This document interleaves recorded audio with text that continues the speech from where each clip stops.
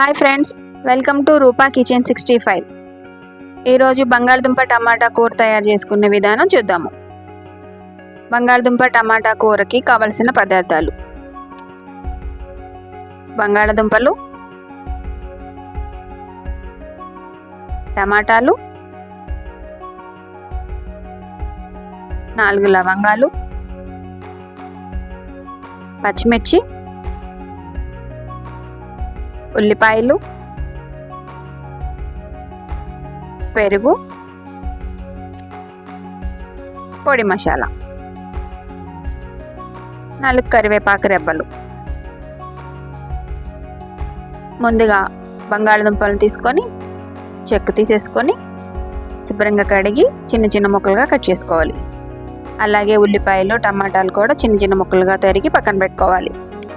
Stove on చేసుకొని ఒక బాండీ పెట్టుకొని 2 టేబుల్ స్పూన్ల నూనె వేసి వేడైన తర్వాత 4 లవంగాలు వేసి వేగనివ్వాలి.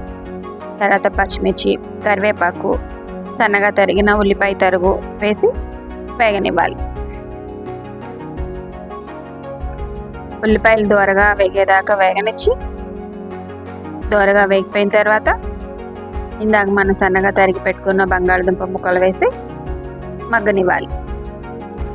బంగాళదుంపలు కొంచెం లైట్గా మగ్గిన తర్వాత అందులో కొంచెం పసుపు, 1 టేబుల్ స్పూన్ ఉప్పు వేసి మళ్ళీ కలిపి పెట్టేసుకొని మూత పెట్టి కొంచెంసేపు మగ్గనివ్వాలి.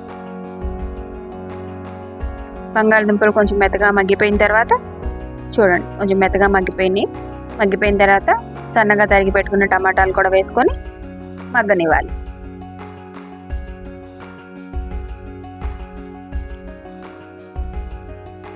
టమాటాలు కూడా మెత్తగా మగ్గిపోయిన తర్వాత 1 టేబుల్ స్పూన్ కారం, 1 టేబుల్ స్పూన్ మసాలా పొడి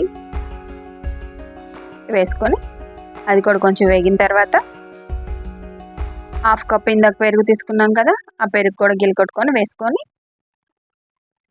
లాస్ట్ కొత్తిమీర కూడా వేసి కొంచెంసేపు మూత పెట్టి 2 మినిట్స్ మగ్గనివ్వాలి.